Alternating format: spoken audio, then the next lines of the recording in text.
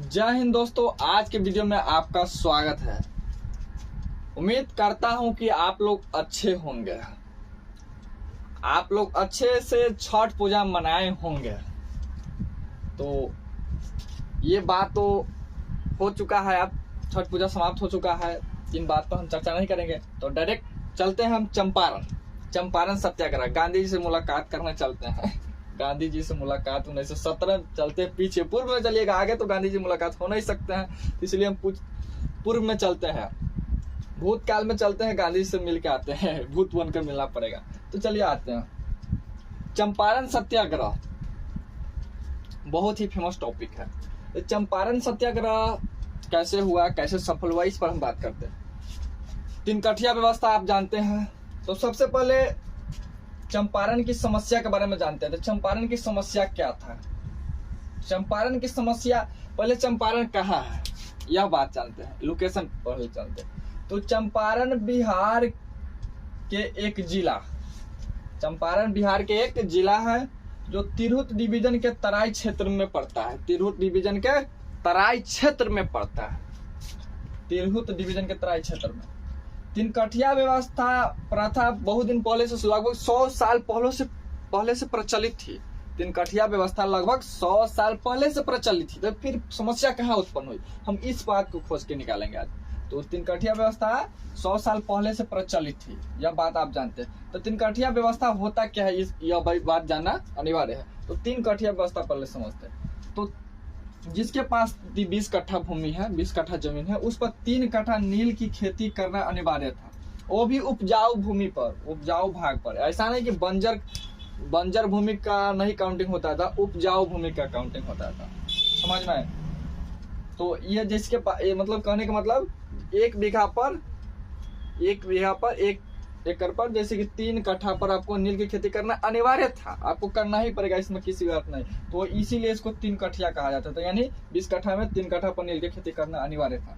यह लगभग 100 साल पूर्व से चली आ रही थी ऐसी प्रथा। तो यहाँ उत्पन्न कहा क्या समस्या हुआ, तो हम यहाँ तक तो आप समझ गए। जैसे कि गांधी जी, आप यहाँ पर गांधी जी का नाम चर्चा आया। जैसे कि दक्षिण अफ्रीका में गांधी जी बहुत सारे आंदोलन की शुरुआत वहीं से किए था, आंदोलन की शुरुआत वहां से किए, तो काफी आंदोलन वहां पर सफल हुए। आंदोलन जब सफल हुए तो गांधी जी भारत वापस आए, गांधी जी बैक, भारत का वापस आए। 9 जनवरी 1915 को गांधी जी भारत वापस आए।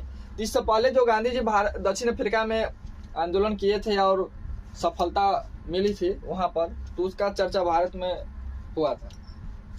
तो गांधी जी जब भारत आए 1915 में, गोपाल कृष्ण गोखले, गांधी जी जब भारत आए तो गोपाल कृष्ण गोखले को अपना राजनीतिक गुरु माने, और राजनीतिक गुरु माने तो गोपाल कृष्ण गोखले ने गांधी जी को बोले कि देखिए, आप आए हैं, आप डायरेक्ट आंदोलन में नहीं कूदिए, डायरेक्ट आंदोलन आप मत चलाइए, आप पहले कीजिए कि पूरी भारत को सभी जगह आप परिभ्रमण कीजिए, सभी जगह जगह घूम लीजिए, आपको भारत की स्थिति पता होना चाहिए। तो आप 2 साल के बाद आंदोलन कीजिएगा। अब 2 साल के बाद वही हुआ। तो 1915 में आए तो गांधी जी 1 साल कुछ नहीं किए, 1917 में गांधी जी आंदोलन शुरू किए थे, और वो भी चंपारण सत्याग्रह से प्रथम आंदोलन चंपारण सत्याग्रह, और वो भी सफलतापूर्वक अहिंसक रूप से हुआ। तो गोपाल कृष्ण गोखले राजनीतिक गुरु हो गए गांधी जी के, राजनीतिक गुरु यहाँ पर लिख देते हैं। राजनीतिक गुरु, गांधी जी के राजनीतिक गुरु कौन हुए, राजनीतिक गुरु गोपाल कृष्ण गोखले राजनीतिक गुरु गांधी जी के हैं, ठीक है।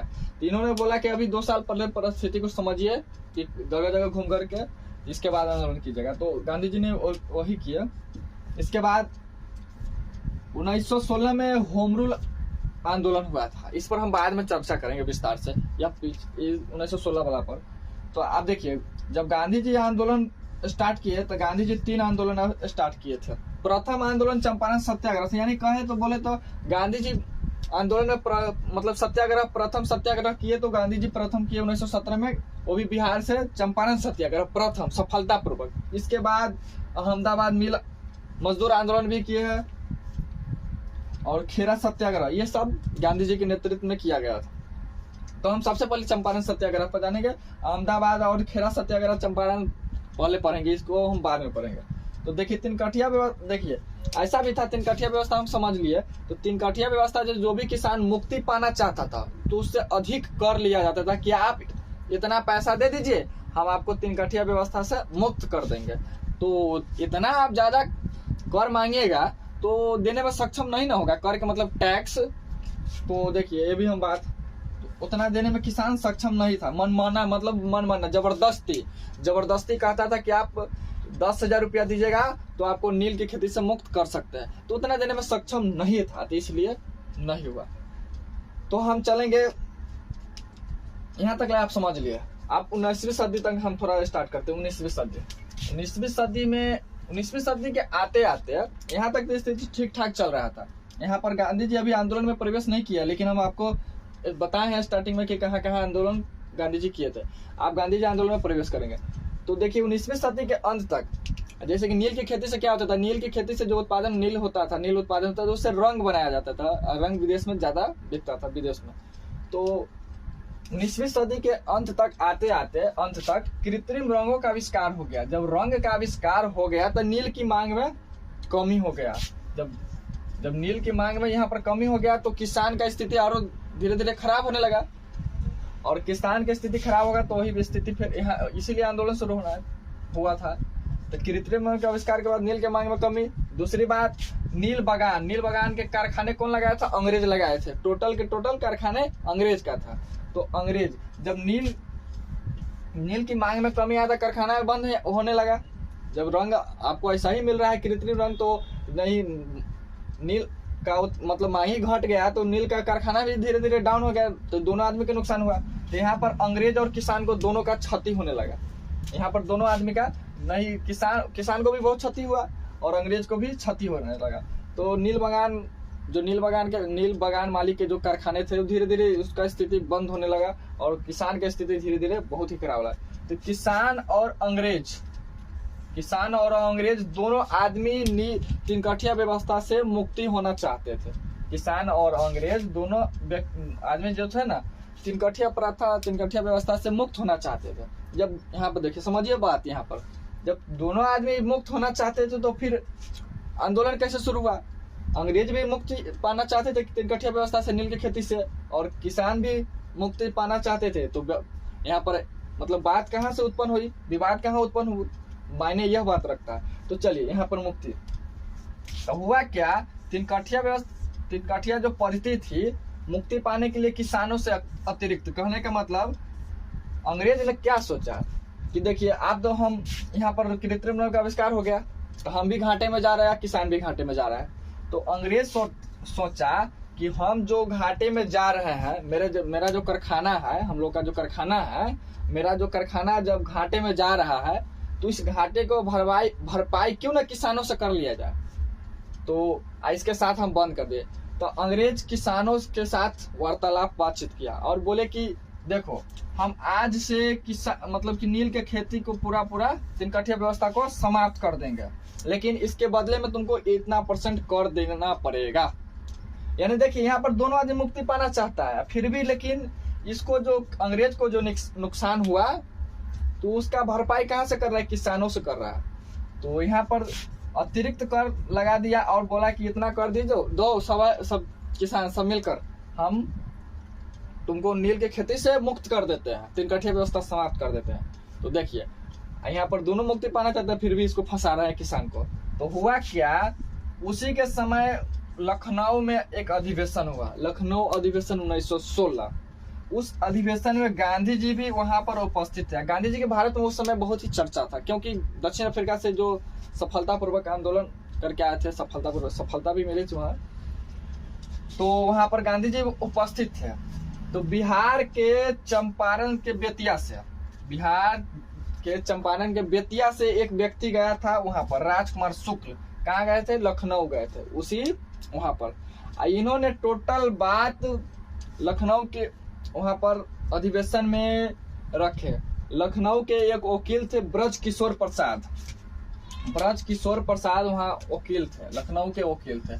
इन्होंने टोटल बात को राजकुमार शुक्ल वकील के बोले तो टोटल बात वकील साहब क्या किए, ब्रज किशोर प्रसाद चंपारण के टोटल किसानों के जो बात था उसको रखा, उस टोटल किसानों के बाद लखनऊ अधिवेशन में प्रस्ताव रखा और वह प्रस्ताव सहानुभूति प्रस्ताव पास हो गया। क्या हुआ? सहानुभूति प्रस्ताव पास कर दिया गया। कौन रखे थे? ब्रज किशोर प्रसाद। किन्होंने कहा था? राजकुमार शुक्ल ने कहा था। तो प्रस्ताव तो पास हो गया।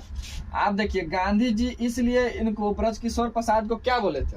इनको बहुत ही अच्छा है, बिहार के सेवा जीवन का प्राण बोले थे। गांधी जी ब्रज किशोर प्रसाद को इनके जो सहानुभूति प्रस्ताव रखने के लिए और पास कराने के लिए बोले थे बिहार के सेवा जीवन के प्राण कौन है? तो ब्रज किशोर प्रसाद है।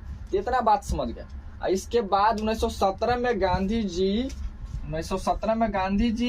चंपारण के मोतिहारी जिला पहुंचे। अब वहां से प्रस्ताव पास हो गया 1916 में। अब देखिए अब 1917 में गांधी जी चंपारण के मोतिहारी जिला पहुंचे। तो वहां के जो मोतिहारी जिला पहुंचे तो नील बगान एसोसिएशन और तिरहुत डिवीजन के कमिश्नर, जो हम पढ़े पीछे, नील बगान एसोसिएशन और तिरहुत डिवीजन के कमिश्नर जो था, गांधी जी को बोले कि चुपचाप आप वापस चल जाइए, यहाँ पर कोई भी किसी प्रकार का आंदोलन नहीं करना है। तो गांधी जी जाने से इनकार कर दिया, बोले कि हम यहाँ पर रहेंगे, हम नहीं जाएंगे। उन्होंने कमिश्नर ने कहा कि जाओ गांधी जाओ, तो इन्होंने कहा नहीं हम नहीं जाएंगे, जाने से इनकार कर दिया। और गांधी जी अहिंसक रूप से, मतलब मारपीट नहीं, शांतिपूर्वक लड़ाई करना चाहते थे, शांतिपूर्वक आंदोलन करना चाहते थे।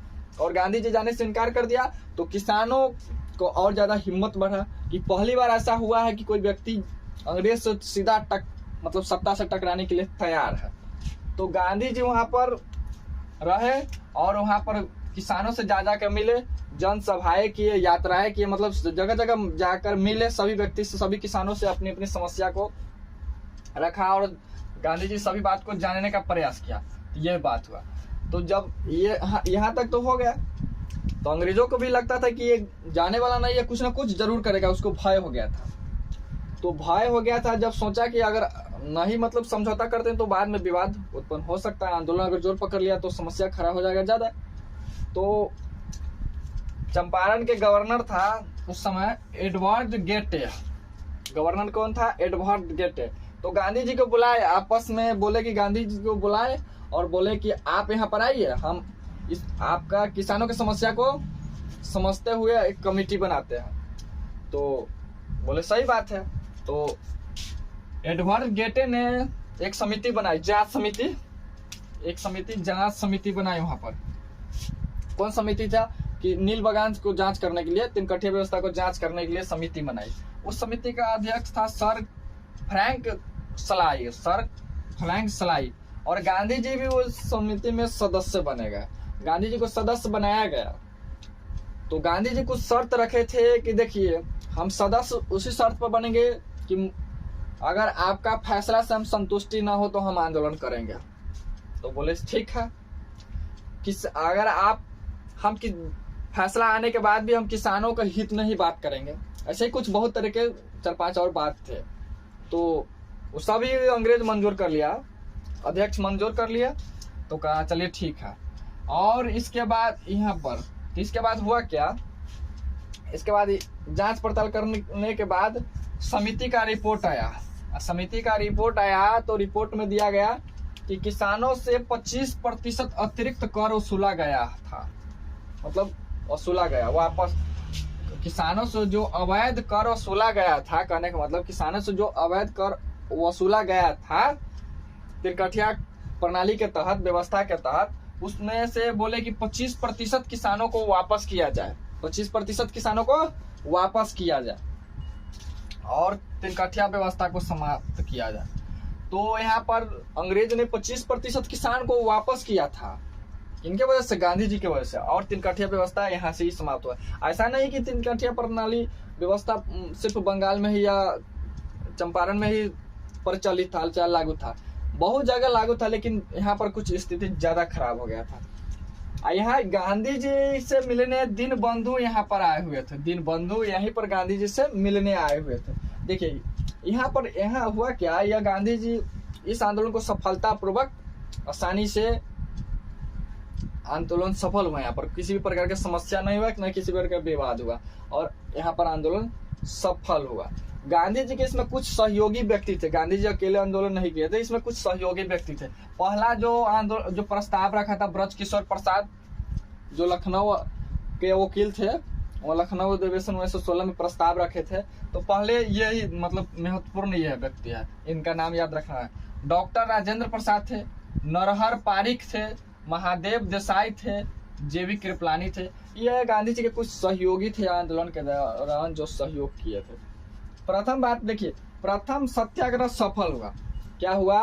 प्रथम सत्याग्रह सफल हुआ, और गांधी जी को महात्मा की उपाधि इसी आंदोलन के दौरान दिया गया। जब आंदोलन पूरी तरह से सफल हो गया तो गांधी जी को रविंद्रनाथ टैगोर ने सर्वप्रथम महात्मा की उपाधि चंपारण सत्याग्रह के दौरान दिए हुए थे, जब आंदोलन सफल होने के बाद। तो उम्मीद करता हूं कि आपको पूरी तरह से चंपारण सत्याग्रह समझ में आ गया होगा। तो मिलेंगे एक और बेहतर क्लास में, एक और बेहतर वीडियो में। तब तक के लिए जय हिंद, बाय।